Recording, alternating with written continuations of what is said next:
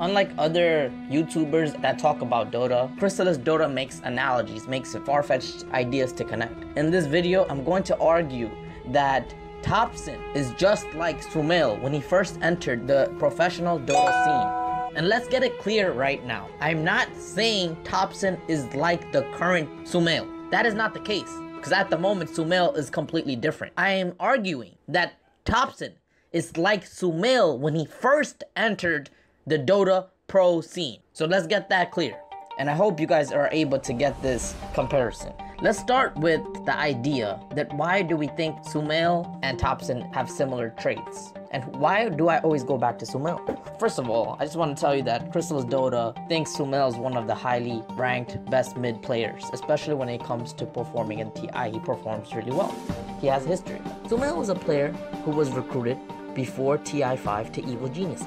He was a pub player that was just found in random pub games. He was recruited by Team EG and would go on to win TI5. Now fast forward to 2018. OG go through massive roster changes and dramatic events, which I will talk about in another episode. But keeping it short, through the entire year of 2018, OG looked terrible and lose every tournament. They didn't even rank high in the DPC points and were forced to go to the open qualifiers in order to make it into TI8. So right from the beginning, they were looking as underdogs. They were unfavored. They were not deemed to be a strong team.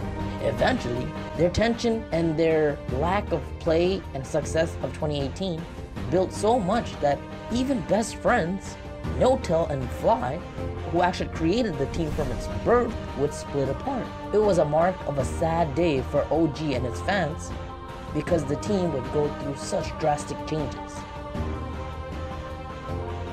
Eventually, Team OG recruited a new player that no one knows about. Yes, the new SUMAIL of Dota. No-Tail would text a player by the name of TOPSON, a new pub star, a baby SUMAIL, to join the team. TOPSON was a 20-year-old prodigy from the little islands of Finland. He only had $3,000 saved in his bank and was never seen in any LAN tournament prior to TI. In fact, this story of TOPSON has never been heard before. In the history of esports, there has never been a player with such little fame and history to have the success that he had.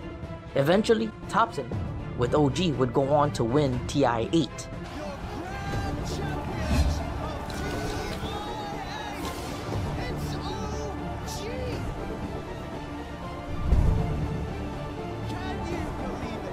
TOPSON, like SUMAIL, was unknown. There's an interview that Secret's Yapsor explicitly describes the man. How is someone stepping onto the first TI and looking, I mean, he's tipping people while he's life trains. Yeah, I mean, he's very used to that stuff.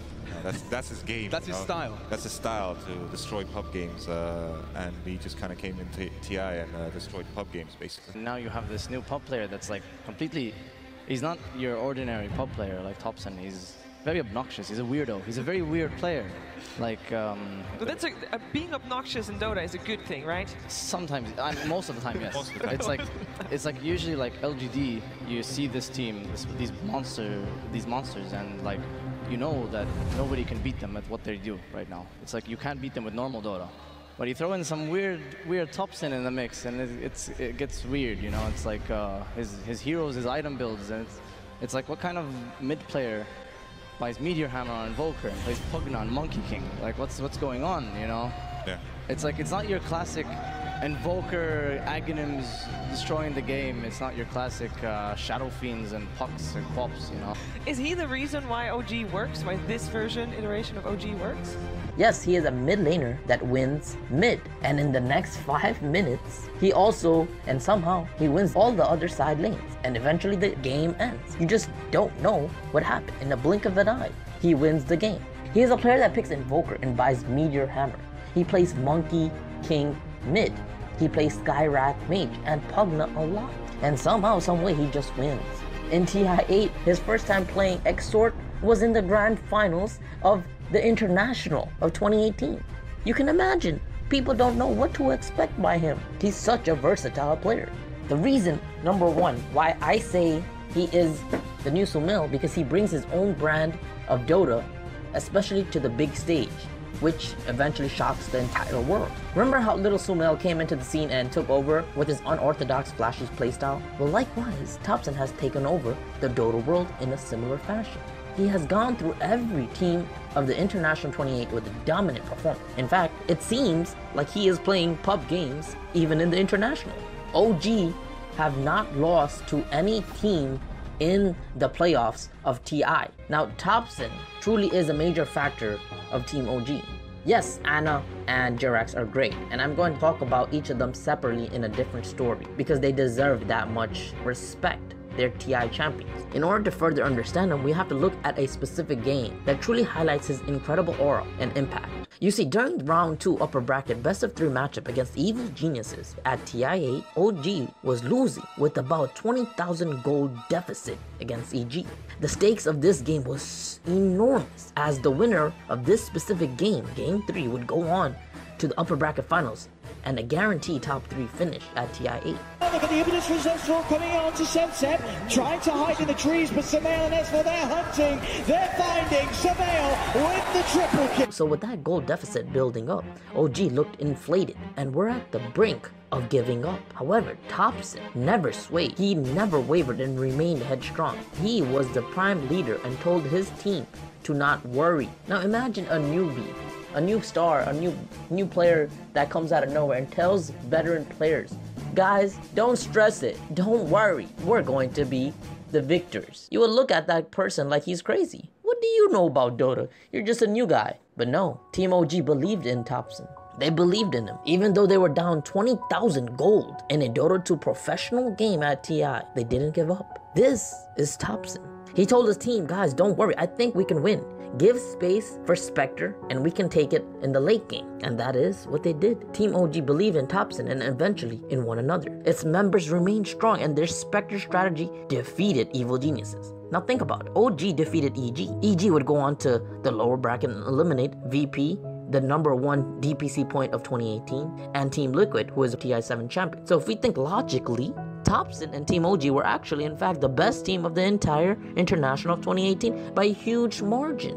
OG was a team that got better at every round in the International. That's what makes a TI champion. You have to get better as you progress. Now TOPSON is the new SUMAIL of Dota because he brings a mysterious aura, a persona to OG. He is like SUMAIL because he has never been to such a big stage as other experienced players have. So the ability to play at a higher level and a higher risky playstyle is there, it's evident. Let me clarify. You see how SUMAIL first came into the scene?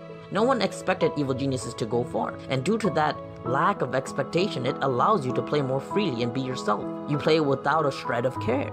Likewise, TOPSON wasn't expected to do anything. He was buying a meteor hammer on an invoker, and he was doing what he wanted. There was no repercussions for his actions, and thus he was a free man playing Dota. The games, I didn't feel any pressure. I was just play the game. That's what we saw, man. He was a free soul, just let loose. And that kind of free soul is extremely dangerous, especially to polished teams like Team LGD Gaming, who played with very high discipline. That free playstyle is scary. You don't know what to expect. You don't know how it impacts other teammates. Even Ana was looking so free in the grand finals game 5 with Ember Spirit. He was playing with such relax that it was just extremely deadly.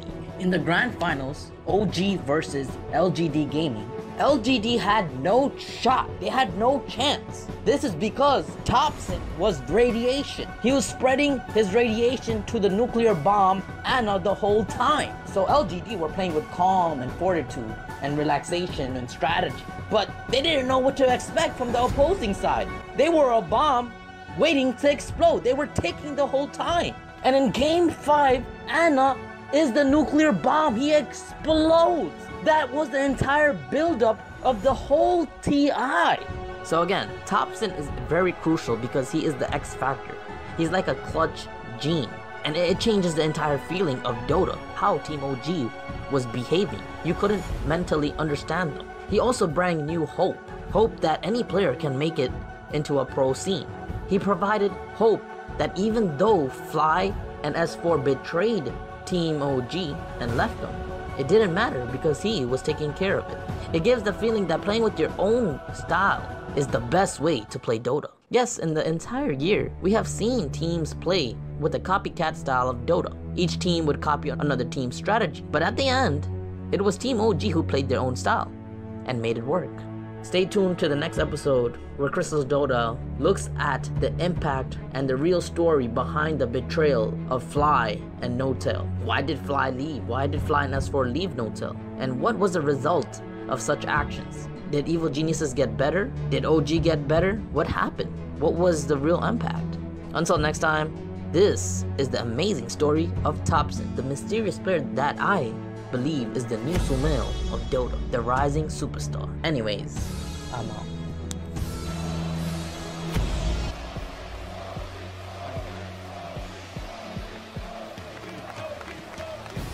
No one would have thought that this was the champ we were going to hear today at this time, but wow.